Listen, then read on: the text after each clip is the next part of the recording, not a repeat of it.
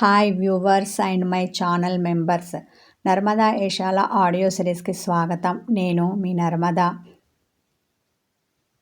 నేను రాసిన ఈ వృద్ధమైన భార్యాభర్తల ప్రేమ కథని నేనే స్వయంగా మీకు వినిపిస్తున్నాను. అరోగెంట్ హస్బెండ్ భాగం 6. నన్ను భయపెట్టాలి అనుకున్నావా, లేక బాధ పెట్టాలి అనుకున్నావా? ఏదేమైనా నువ్వు చేసింది కరెక్ట్ కాదు బావా, మరోసారి అలా చెయ్యకు. తట్టుకునే శక్తి నాకు లేదు అన్న నందు అతన్ని ప్రాధేయపూర్వకంగా చూసింది. సరే వెళ్ళను. ఆమె చెంప మీద చెయ్యి వేసిన అతడు, నువ్వు బాధపడకు, ఇక మీదట ఎక్కడికి వెళ్ళినా నీతో చెప్పి వెళ్తాను, సరేనా అన్నాడు. మరి ఆ ఉత్తరం అన్న ఆమె అతన్ని డౌట్గా చూసింది. ఇక మీదట అలా రాసిపెట్టి అసలు వెళ్ళను. ఆ లెటర్ రాయడం వల్లే కదా నువ్వు ఇంతలా బాధపడ్డావు. లేదంటే బావ ఎక్కడికో వెళ్ళాడు, రేపో మాపో వచ్చేస్తాడు అనుకునేదానివి. నేను కూడా ఇలా నలుగురిలో బ్లేమ్ అయ్యేవాడిని కాదు. ఏమిటో ఆ క్షణం నాకు ఏది అనిపిస్తే అది చేశాను. కొంచెం కూడా వెనక ముందు ఆలోచించలేదు అన్న తరుణ్ మనస్ఫూర్తిగా పశ్చాత్తాపపడ్డాడు.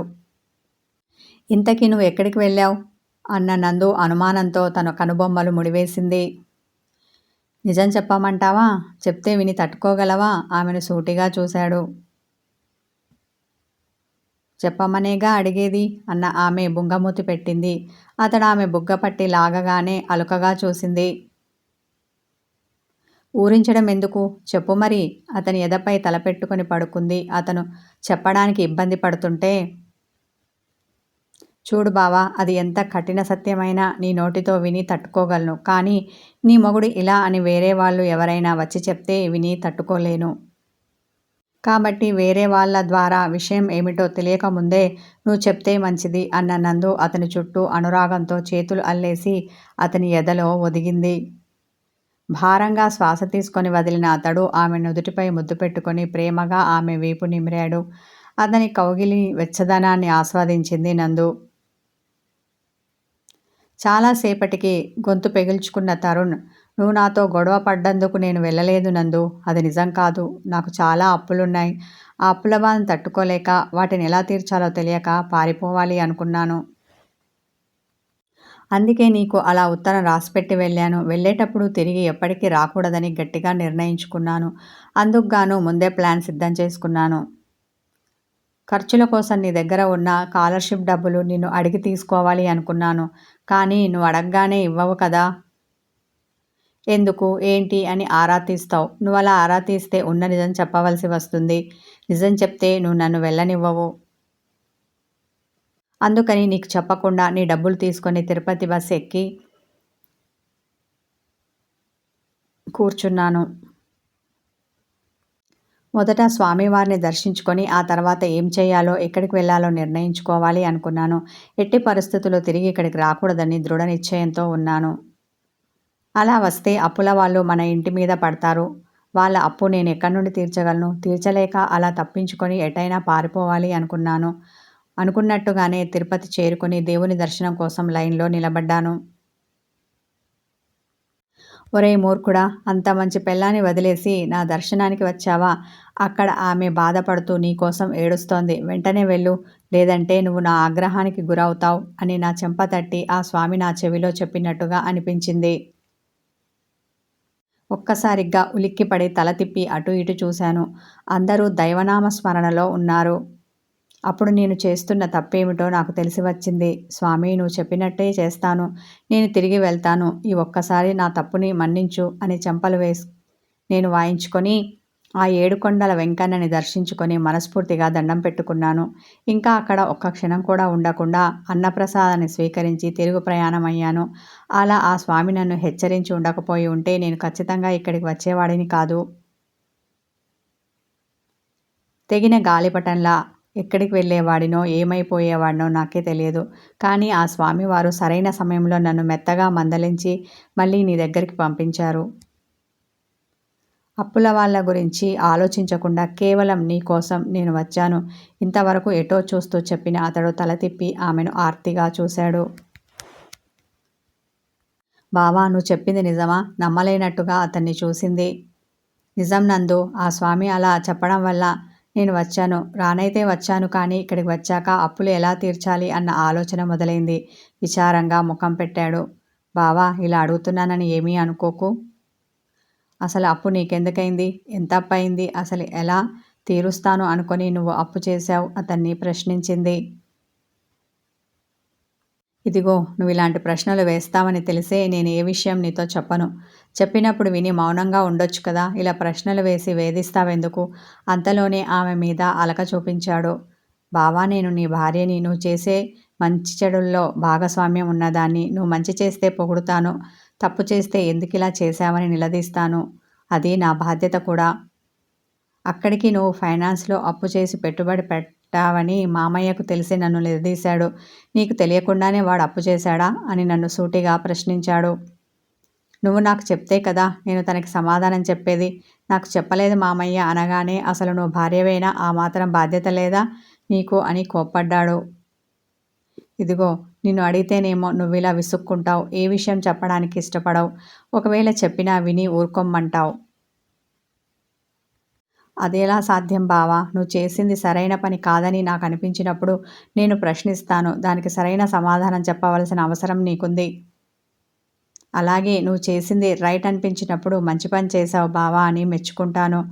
ఏం చెయ్యను, అది నా నైజం. నువ్వు చెప్పిన ప్రతిదానికి గంగిరెద్దులా నేను తల ఆడించలేను. ఏం చెయ్యను, అది నా వీక్నెస్ అనుకో, ఇంకేమైనా అనుకో. పెదవి విరిచి భుజాలు కదిలించింది నందు. అతనికి రోషం పొడుచుకొచ్చింది. ఆమె అడిగిన దానికి సమాధానం చెప్పలేదు కానీ, సరే ఇప్పటికి బాగా పొద్దుపోయింది, ఇక పడుకో అన్న తరుణ్ ఎప్పటిలా ఆవలించాడు. నువ్వు అప్పు చేయడానికి కారణమేమిటో చెప్తే కానీ నాకు నిద్ర పట్టదు. ఎంత వద్దనుకున్నా నా ఆలోచనలన్నీ ఎందుకు బావకి అప్పు చేయవలసి వచ్చింది అన్న దాని చుట్టూ తిరుగుతాయి. ప్లీజ్ బావా, ఈ ఒక్క విషయం చెప్పేసి పడుకో. ఇక నేను నిన్ను తెల్లవారే వరకు డిస్టర్బ్ చేయను అన్న నందు బాగా చీకటి పడడంతో ఆవలించింది. ఆమె ఆవలించడం చూసిన అతడు రాత్రంతా నిద్రపోలేదా అంటుంటే అతని కళ్ళు చిన్నవైపోయాయి. ఆమె బెరుగ్గా అతన్ని చూసి తల నిలువున ఆడించింది. ఇదిగో నువ్వు ఇలా రాత్రులు మేలుకోవడం నాకు అసలు నచ్చలేదు. హాయిగా పడుకొని నిద్రపోవడం అలవాటు చేసుకోమని నీకు ఎన్నిసార్లు చెప్పాలి? అయినా నా మాట అంటే లెక్కే లేదు నీకు. రాత్రంతా మెలకువతో ఉంటావు, ఆ తర్వాత జబ్బు పడ్డానని చెప్పి డాక్టర్ల చుట్టూ తిరుగుతావు అని ఆమెను విసుక్కున్నాడు. నా మనసు నీలా ఇంకా బండబారలేదు బావా. పరిస్థితులు ఎలా ఉన్నా ఏం జరిగినా హాయిగా నిద్రపోవడానికి ఉక్రోషపడింది. ఆమెను సీరియస్గా చూసి నాపై సెటర్లు వేస్తున్నావా? సీరియస్ అయ్యాడు. అయ్యో బావా, అంత ధైర్యం నాకెక్కడ ఏడ్చింది అన్న నందు ఇంతకీ అప్పెందుకైంది, ఎంత అయింది అన్నది చెప్పనే లేదు.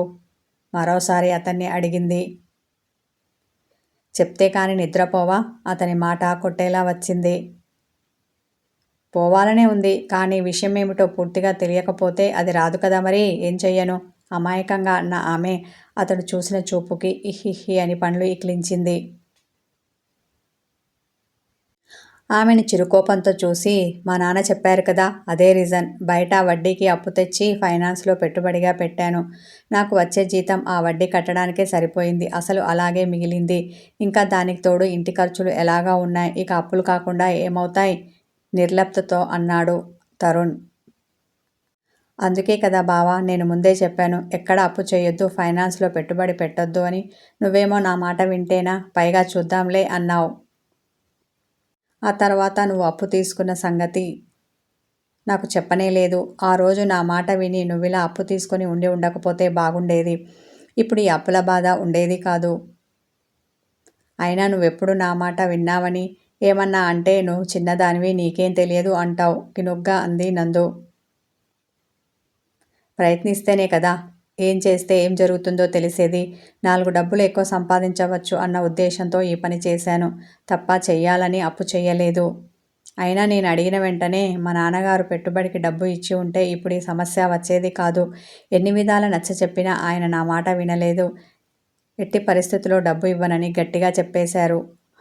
అన్న అతడు, మనం ఒక మెట్టు ఎదగాలి అంటే ఏదో ఒక ప్రయత్నం చేయాలి కదా, లేదంటే బావిలో కప్పలా ఉండిపోతాం. అందుకే నేను ఈ చిరు ప్రయత్నం చేశాను. అది కాస్త బెడిసి కొట్టింది. అయినా తానొకటి తలిస్తే దైవం ఒకటి తలిచింది అంటారు కదా, నా విషయంలోనూ అలాగే జరిగింది. అన్ని వేళలా మనం అనుకున్నవి అనుకున్నట్టు జరగవు కదా. కొన్నిసార్లు ఇలా కూడా జరిగి మనకు బాధల్ని కష్టాల్ని రుచి చూపిస్తాయి.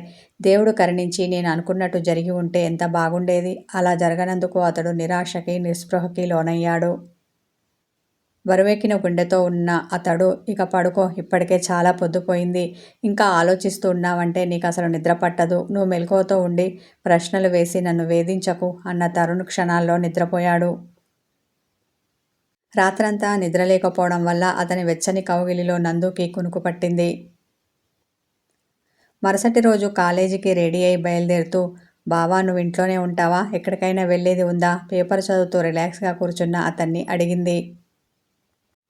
తను కాలేజీకి వెళ్తే మళ్ళీ అతడు ఎక్కడికైనా వెళ్తాడేమోనన్న భయం ఆమెను ఇంకా వీడలేదు. రోజంతా ఇంట్లో ఉండలేను కదా, బయటికి వెళ్ళే పని ఉంది. అలా వెళ్ళి చీకటి పడేలోపు వస్తాను. కాబట్టి నా గురించి ఎక్కువ ఆలోచించకుండా నువ్వు కాలేజీకి వెళ్ళిరా అన్నాడు. దాంతో నందు కాలేజీకి వచ్చింది. ఆ రోజు క్లాసులు అయ్యాక ఎగ్జామ్ ఫీజు డేట్ వచ్చిందని తెలియడంతో జయతో కలిసి ఎగ్జామ్ ఫీజు కట్టడానికి వచ్చింది నందు. అక్కడ ఆమెకి ప్రియా కనిపించింది. ప్రియా, ఇప్పుడు నీ ఆరోగ్యం ఎలా ఉంది? ఈ మధ్య కాలేజీకి రావడం లేదు. డెలివరీ డేట్ ఎప్పుడిచ్చారు? ఆమెను అడిగింది నందు. ఒంట్లో నలతగా ఉండి రావడం లేదు నందు, లేదంటే వచ్చేదాన్ని. అయినా క్లాసులో చెప్పిన నోట్స్ అంతా మన క్లాస్మేట్ గోపి ఉన్నాడు కదా, అతడు ఎప్పటికప్పుడు నాకు ఇస్తున్నాడు. తను రాసుకున్న నోట్స్ని జిరాక్స్ తీసి మరీ నాకు ఇస్తున్నాడు. మేము ఒకే కాలనీలో ఉంటాం కాబట్టి నాకేం ప్రాబ్లం లేదు. ఇక డెలివరీ డేట్ అంటావా, అది ఎగ్జామ్స్ అయిపోయిన తర్వాత ఉంది. ఈరోజు కాస్త ఓపిక తెచ్చుకొని ఫీజు కట్టడానికి వచ్చాను. అలాగే లైబ్రరీ నుండి బుక్స్ తీసుకొని వెళ్తాను అన్న ఆమె లైబ్రరీ వైపు వెళ్ళింది. నందు ఫీజు కట్టేసి తనకు కావలసిన బుక్స్ లైబ్రరీ నుండి తీసుకొని ఇంటికి వచ్చింది. ఆమె వచ్చేసరికి ఇంటికి తాళం వేసి ఉంది. బాబాయ్ ఎక్కడికో వెళ్ళినట్టున్నాడు. కానీ తను చెప్పినట్టుగా నన్ను ఎదురు చూడపెట్టకుండా చీకటి పడేలోపు వస్తే బాగుండు అనుకుంటూ తాళం తీసి ఇంట్లోకి వచ్చింది. భోంచేసి రెస్ట్ తీసుకుంటూ ఉండగా సంధ్య వచ్చింది. అక్క, బావ వచ్చాడని తెలిసింది. ఎక్కడికి వెళ్ళాడట, ఎందుకు వెళ్ళాడట, ఏమైనా చెప్పాడా అంటూ ఆమె నందు పక్కన కూర్చుంది. కథ కొనసాగుతుంది. హాయ్ వ్యూవర్స్, ఈ ఆడియో విన్న వాళ్ళందరూ స్టోరీ ఎలా ఉందో కామెంట్లో చెప్పండి. మీ కామెంట్లే నాలో ఉత్సాహాన్ని నింపుతాయి. మధ్య మధ్యలో చిన్న కథలు ఇస్తాను, అవి కూడా చూసేసి ఎలా ఉన్నాయో చెప్పండి. లైక్ చేయండి, హైప్ చేయండి. వీడియోని స్కిప్ చేయకుండా చివరి వరకు చూడండి. Thank you.